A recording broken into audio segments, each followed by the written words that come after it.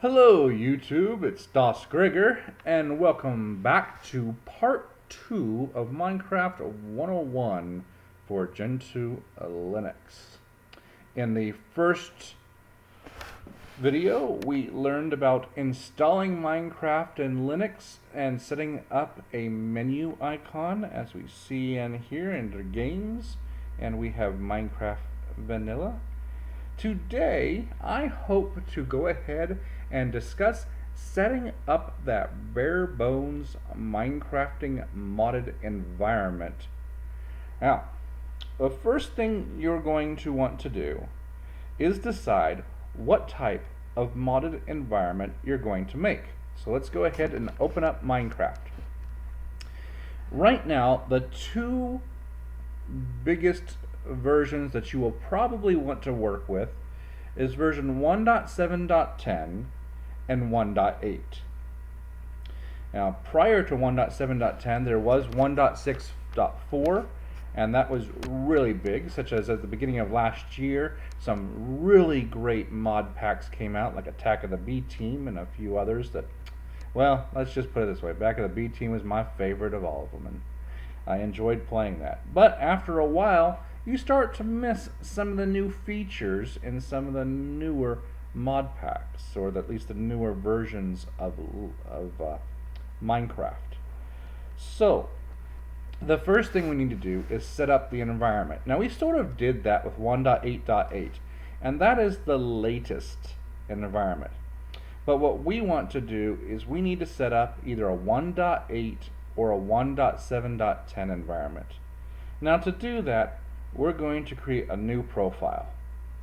So in the profile name, it always defaults with your profile being your user ID, because Mojang is going to assume that you're just going to play vanilla. So we're going to create an environment, and we're going to first call this vanilla, and we're going to think about what version. Now, 1.8 is getting there when it comes to mods. They have 300-400 mods right now that I know of, but there are 1,000 plus mods for 1.7.10. So I've been still playing with the 1.7.10 and enjoying that. So we're going to start with that, but this would be pretty much the same procedure if you wanted to go with 1.8. So we're going to create a 1.7.10 environment. So we're going to call this vanilla 1.7.10. Now, one of the things you want to do is uncheck mark automatically ask Mojang for assistance with fixing crashes. You also want to set up your game directory. In this case, right now, everything is defaulting to your profile.minecraft. And what we want to do is move that somewhere else so it's not polluting the main default directory area.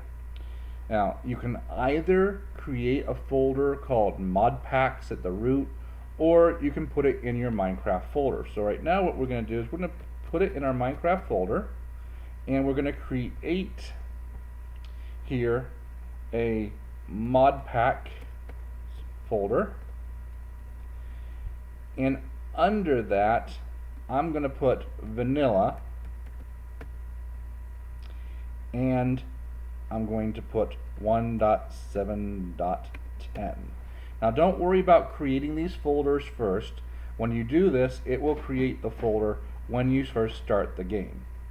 So now that we have game directory set up, we've unchecked marked the automatically ask for Mojang for assistance, because if you read the fine print, it will say we do not support modded Minecraft, we will not try to fix it.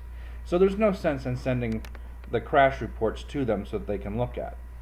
Another thing I like to do, since I'm going to be going into different versions of Minecraft and not just the one, is change this so that instead of closing the launcher when the game starts, hide the launcher and reopen it when I close, because I might want to go back into somewhere else.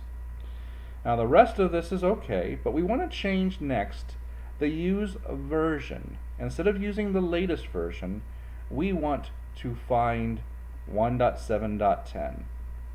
because that's what we want to set up for our base environment. Now, if you wanted to create 1.8 mod, You would have changed, of course, profile name to be 1.8, the vanilla 1.8. Now this is all of your personal preference. This is just how I'm setting it up. And then for use version, you would go and you choose 1.8. The other thing I like to do is in the JVM arguments, it's right now saying that it's going to use or request a minimum of 128 megs with a maximum of 1 gig of memory. I like to go ahead and give it at least, if you can, more than that. If your system only has 2 gigs of RAM, then yeah, you'll want to stick with 1 gig. But then again, you're not going to be wanting to play a lot of modded Minecraft with only 1 gig of RAM. I have in this system 16 gigs. I used to run it with just 8, but I always try to give it at least 3 to 4 gigs in the beginning. So in my case, I want to go ahead and at least let it go up to 3 gigs of RAM. So that -XMX, I change that 1 to a 3, and I'll leave the rest the way it is. And we click Save Profile. And now if we go here to the Profiles area, you will see that we have the DasGregor profile and we have vanilla 1710. Now before you do anything else, you want to go ahead and at least open this up. What it's going to do is download everything it needs, create the directory structure, and prepare the system for the vanilla version that you're going to want to mod. So it took just seconds to start up there. We want to go ahead and quit the game, and now we can go ahead and quit Minecraft for now. But if we go ahead and go into our Minecraft directory to modpacks, we'll see that there's vanilla 1.710, and here is everything that you would have in a basic vanilla directory. So things look good so far.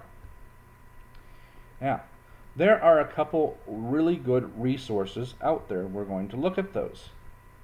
If we look at this website, modlist.mcf.li, this will bring you to a really great resource for a lot of mods that are out there. You can pick and choose which version of Minecraft you want to mod, and it will tell you all the ones that it has come up with. Now this time it says last updated on the 14th of October 2015, so that's pretty good. It sometimes takes a month, sometimes it'll go 2 months before they update again, and they'll put all the different mods that are there. Now we're going to be doing 1.7.10. Now if you're doing 1.8, you could go into the view the list of that. So we look at the list here, and you will find there are so many mods. In this case, we have 1,211 mods for 1.7.10. If we go back and look at the other 1.8, there are 410 mods. So you can see that there are more than 3 times the amount of mods for 1.7.10. But 1.8 is growing. It is getting better every day. Now the bare bones, the first thing you're going to want to do is find Forge. 90+% of almost every mod you're going to see Forge required, Forge required, Forge required, etc., etc., Forge required. Sometimes there'll be something else here. Now this is really handy because if you want to put a specific mod in, it's going to tell you whether or not you need more things that it's dependent upon, like this one here. For Arcane Scrolls, you're going to need to install King's Core. So we want to scroll down and find Forge. Now you can either scroll, or at the top there was a quick search that you could have typed in, which would have been a lot faster. But we're almost already there. It's almost there. Blah, blah, blah, blah. Well, almost there. Anyway, Forge, there we are. Forge API, a powerful open source API used to develop mods as well as maintain the compatibility. It's very good. Now I've already linked it to this location, and here we are. Now once again, you have to know what version you are running, and then you're going to want to choose that. So we want to go to 1.7, choose 1.7.10, and now it says the recommended version is 10.13.4.14.48. You can also look at Show All Downloads, and you can see that 1448 has a full star. and 15.17 is getting there. You can always play it safe by staying with the latest version, or sometimes modpack owners, if you're getting the latest versions of theirs, they're using newer versions of Forge. If it's getting to be stable, I like to go ahead and go with the most recent version instead of the recommended. And the only reason is if you're going to be putting the latest version of a mod out there, it's going to be better to have the most recent version of Forge instead of some of the older versions of Forge. So what we want to do is download the installer, and that's right here. Now, since we're doing Linux, we don't want the Windows installer, we don't want just the Java jar, we want the actual installer. So we'll click on installer. Now whenever you get something like this, you want to ignore what is ever down here, because a lot of times it's this one crashed, but sometimes there's an advertisement. Sometimes it says down here your download's ready, but that's not what you want. At the top here for Forge, you want to go over here, click skip, and then it's going to download your jar file. So we want to say keep it, and it's downloading it. Now if we go to our download section, we will see that we have Forge 1.7.10, 13.4, 15, 1.7.10 installer. Now what I like to do, let's go ahead and mark that and cut it. I like to go into Minecraft, and in here I like to create a new folder, and I call it managers. And the reason why I call it managers is later we'll get into the fact that there are other mod managers like Light Loader, for instance, and you may want to use those as well. So we go into managers and we create a new folder called Forge, and then we paste that file into it. Now what we want to do is install that file into Minecraft. Simply done. We go ahead and open up here, and let's clear the screen and back out of this. Go into Minecraft, Managers, Forge. Inside Forge, we want to do the java-jar Forge. Put that in, enter. And let's get rid of that. Now, we're going to install this to the default directory, and this is why we leave .minecraft there, so it can manage these. And we want to say we want to install the client. Now, later down the road, if we ever get around to talking about servers and doing that sort of thing, this is how you would set up for a modded Minecraft server later. So we say install client, click OK, and it's going to create the proper folders it needs, and it's going to mod the vanilla version of Minecraft for Forge. We sit there, we let it run. It shouldn't take more than about 5 to 12 seconds here. In fact, this is the longest I've seen one of these take. And maybe it's because I'm doing it in a new environment and I've never tried this inside of it. So we see successfully installed client profile Forge. Now, minimize that, minimize this for now. We want to reopen in our games the Minecraft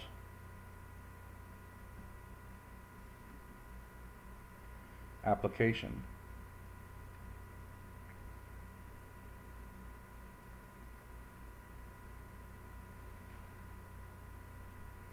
Once it opens, if we look at our profile list, we should have 3 now. There is our original profile, there is the vanilla 1.7.10, and there is the Forge profile. If you open up Forge by itself, then it will show you that it has the mods. But right now, what we want to do is create our own profile. So what we're going to do is we're going to say new profile, and we're going to call this whatever mod pack you want to be called. So we're going to say Das mod Well, I always call mine DasModpack, but I was thinking about changing it for this. DasMod tutorial. There we go. And if I can do it without hitting the cap locks. DasMod tutorial. Game directory. We're going to change this, of course, to be Minecraft slash. Now this is always capitalized, so we want to make sure we're putting this in the right spot. Modpacks with a capital M. All right. Get back into there.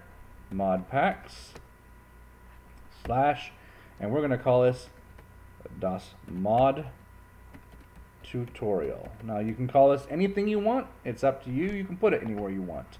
I like to do it this way to keep it kind of clean and separated. We want to go ahead and uncheck mark for automatically asking Mojang for assistance.